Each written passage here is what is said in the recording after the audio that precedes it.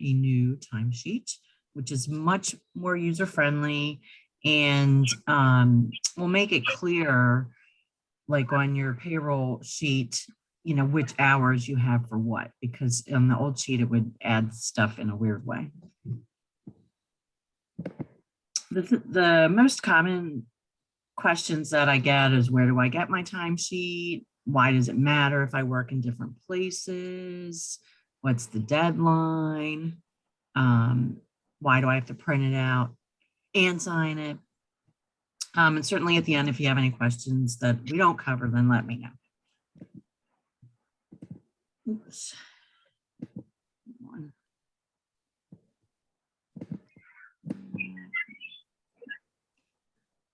So for if you're using, hopefully you are using the company provided computers, and mine looks a tad different, but you're basically going to go to the Bold Dropbox, and under the staff folder, everybody has a timesheet.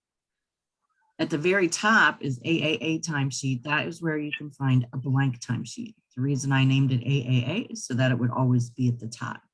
And today we are working with our new friend, Aaron T. Sometimes, like we have two Ashleys right now, then well, some people just have like their first name, like mine just says Natalie, but if there's more than one person or somebody similar, then there is a last initial as well.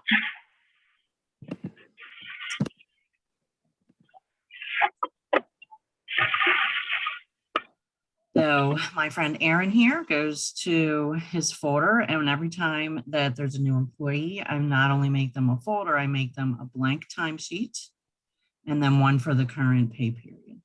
So the blank timesheet will just have their name in it. And then the one for the pay period will have their name as well as the current date.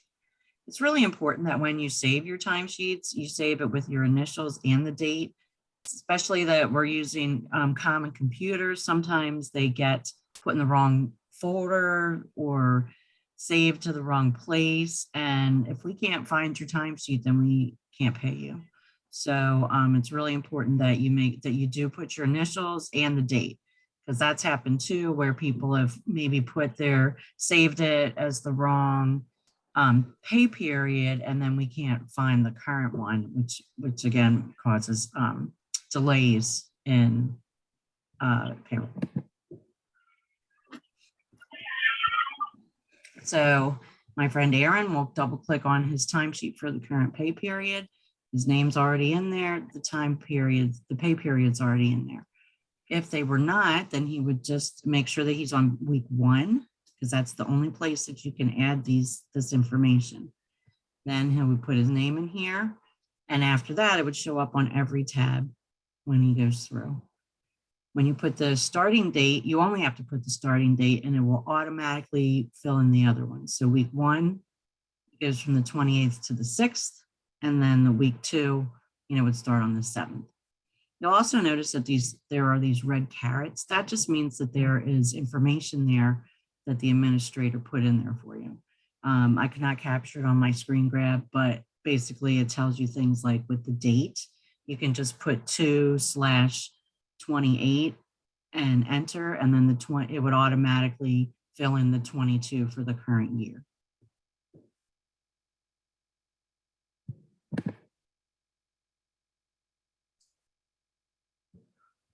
If there's, as I just said, if there's no information already there, you would simply add it in. But I just want to note here, if you're not familiar with Excel, week 1 is where you have to add the information. You can see here on week 2, it's pulling through the information. Aaron's name's already there.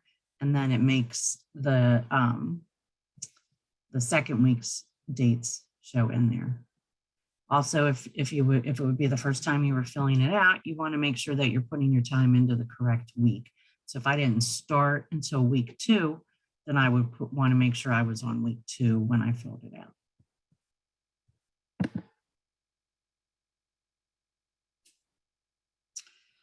So the rest is just like the current timesheet that we had here on line 1, we would put our date, the time.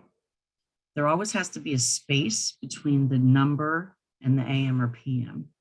Otherwise, the Excel can't figure out if you're trying to make a time or not. Now you can just say 6 a.m. or you could put 6:00, but either way, there has to be a space. And double check your AMs and PMs, especially, when you're doing overnights or even just anytime. There are a lot of times the hours are way off, and I'm like, why is that? Well, if you think about it, if you put, I work 11 p.m. to 12 p.m., that's 13-hour shift, as opposed to 11 p.m. to 12 a.m. Oops. If you're recording overnights, you want to remember that it's a new day at midnight. So here we have the 23rd, I have 11 p.m. to 12 a.m., which is 1 hour. All of that automatically calculates for you. And then at midnight, it becomes the next day, 2:24, 12 a.m. to 7 a.m. So you can see how those add up to 8, but they are on 2 different days. Why does that matter? Sometimes that will carry you over to the next week or even the next pay period. So like if I work Sunday overnight, really only 1 hour of that is going towards the week that we're in. But on your next pay period, you would have an extra 7 hours that aren't showing right away. And that gets confusing for all of us if it's not done correctly.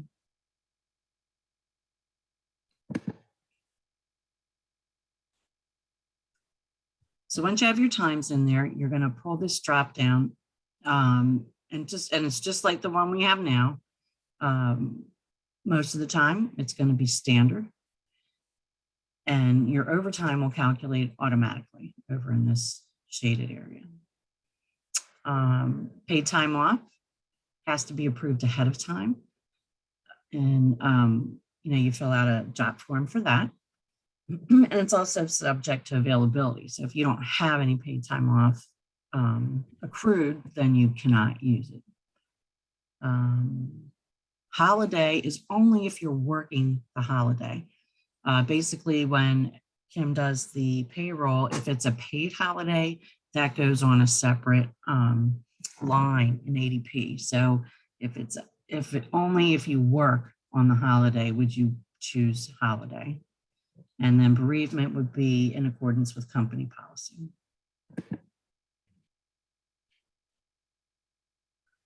The next pull down is for service. So here's where we have some new additions. Respite is obviously respite. And it goes by where you're scheduled and who you're scheduled with. So supported living, same as it is now. In-home community. We have very few in-home communities, so you shouldn't have too many to worry about for that. Non-billable, we'll talk about in a second, life sharing, and 6,400. So here I wanted to show that if you're going, supported living is billed for the day. So that covers your travel time. So if I have to go to if I have to go to Lingelstown to pick up somebody, then that time's included. But if you are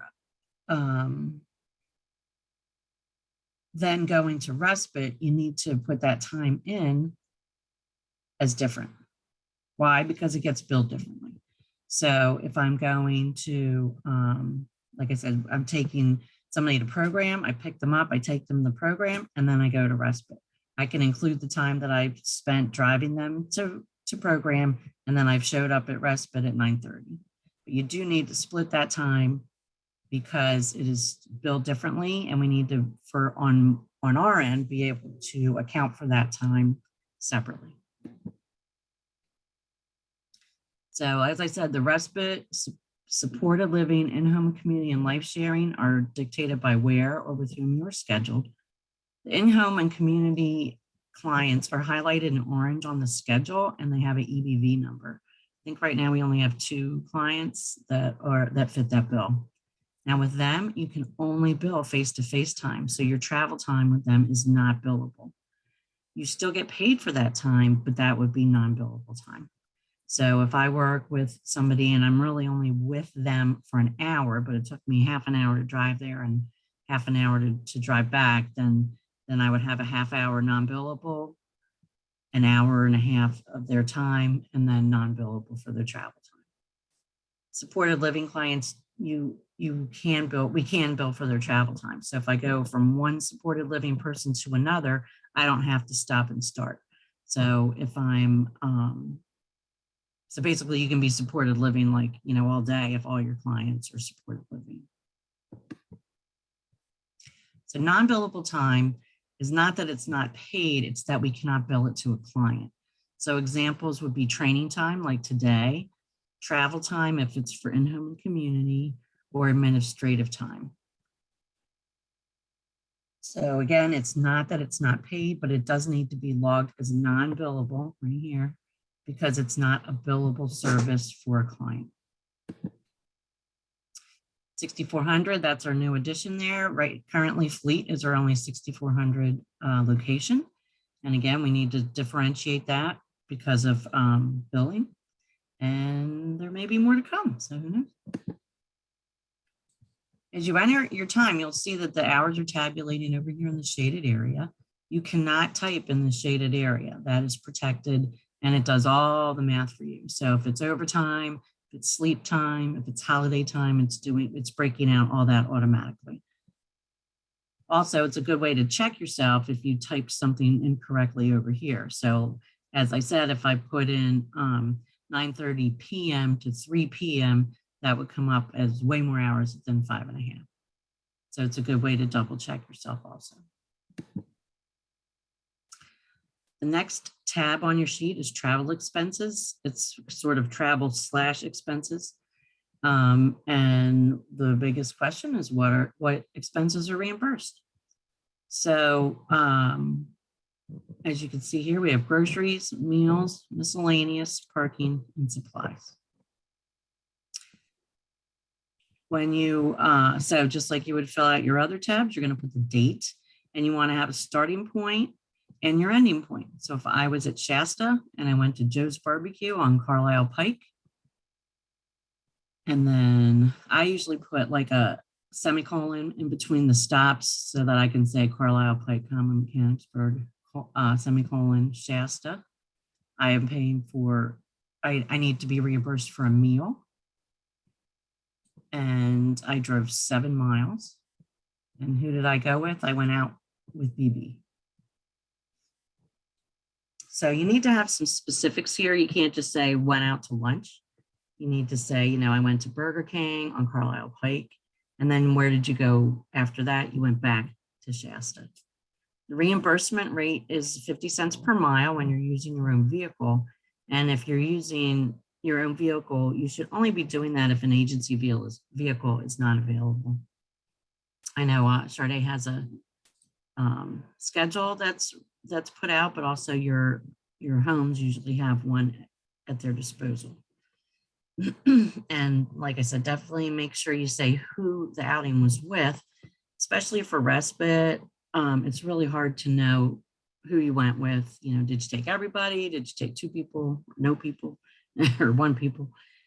So please just be specific when you're there. Also, you do need to have your receipt that you will attach with your timesheet. When we are reimbursing for meals, we are reimbursing for staff. The idea is that if your respite client wants to go out to lunch, we don't want you not to be able to go. So Bold will reimburse $10 for breakfast, $15 for lunch and dinner, and you must have a receipt. If you have it on your phone, then I need you just to print it out and put it with your timesheet. Now, if you want to spend more than $15 for dinner, that's fine, but you will only get reimbursed for $15. Please do not purchase meals for the clients. We are working on life skills for them. If it's something that they can't afford to go out and do, then they're going to have to sit out that particular outing. And do not lend money to clients. Oops. Oh, shoot. Back to we get ourselves in a lot of sticky situations if we're lending them money. The best thing to do is to verify that they have their money. You know, usually I ask to see it because sometimes they say, yes, I have it, and they really don't. And it can be a very difficult situation if you get somewhere and they don't have the money or they don't have enough money. So just definitely verify that they have money ahead of time for the things that they want to do that day.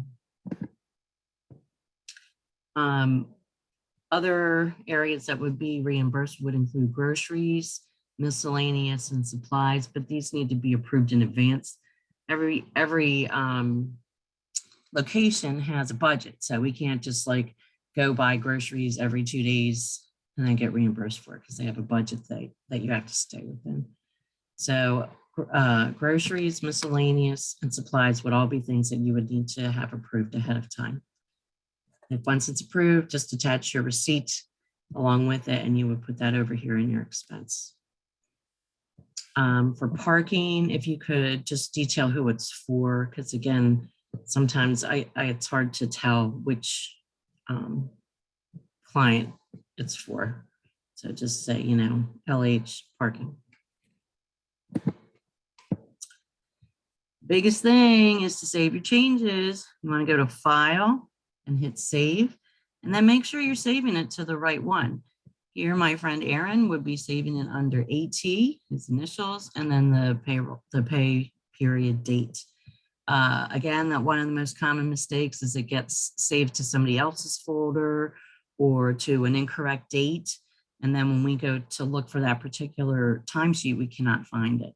So just make sure all of those things are correct and save, or you'll be crying. So what happens if I mess up my timesheet? How can I get a fresh one? I pointed out at the beginning, this AAA timesheet has a clean timesheet in it.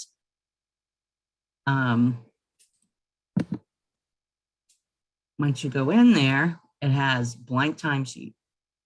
You just open that up, and then again, you're going to do a save as, and then save it to your own folder and rename it. So if you do save as, it will not change the blank timesheet that's there, so other people can still get a clean one. And then make sure you save it to your own folder, and then rename it as yours.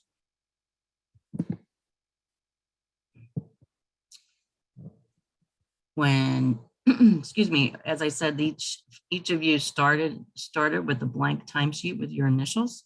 You want to save as. So let's say that it's the next pay period and you want a clean sheet. Go to your blank sheet, save as with your initials and a new pay period date. I would recommend doing that rather than writing over your old ones, just because sometimes things get don't get deleted or added wrong or something like that. So the best practice would be to start with the blank timesheet, do your initials and the pay period.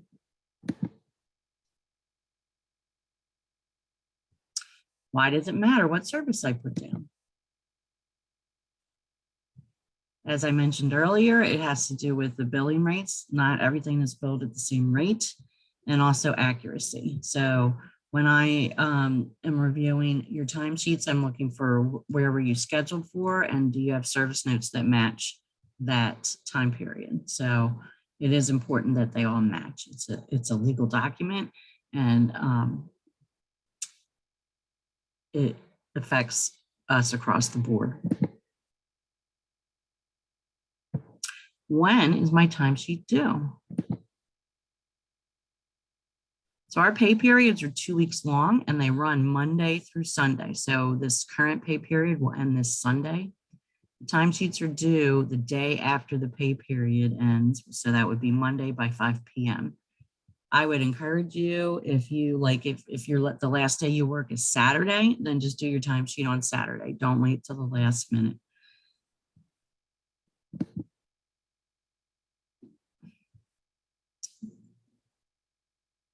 They must be completed in Dropbox as well as printed out and signed off.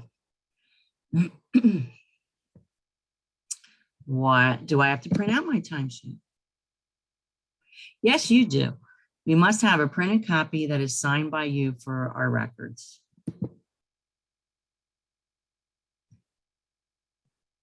Oops. And also, so each location has a timesheet bin or folder to submit them in. If you're at the office, there's a file bin on the reception desk. And worst come to worst, you can always put it in our mailbox at the office, like the regular mailbox. It has our name on it. I would avoid that if you can, because sometimes they get a little soggy. Do I really need one in the Dropbox? Yes, you do. Basically, in order for us to get paid 5 days after the pay period ends, the most efficient way for them to be reviewed by the office manager and the CEO is for them to be reviewed in Dropbox. So it is important that you get both of them done by 5, and obviously they should match, but yes, we need both. Are there any questions for anything I haven't covered?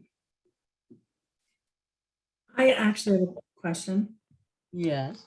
For, you know how we reimburse people for their birthdays, should they put that, whether they're working or not, on their timesheet that it's a holiday? If they want to, again, that's a separate line in ADP. So because it's like pay time off, but it doesn't get charged to pay time off. So if you want to send me a message to remind me that it's your birthday, that would be fantastic. But no, you do not need to put that on there per se. Thank you. Also, if you're shadowing, so if somebody's shadowing you, do they put that as non-billable, or since they're at the house, they should put that as billable? I think it would depend on how much, if they're actively doing stuff, like not just standing there watching, then I would put it as regular time, standard time.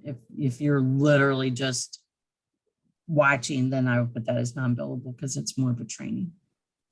I mean, I would probably say that they're expected to be doing stuff. So I would say that it would be fair to say that it all should be billable. Okay.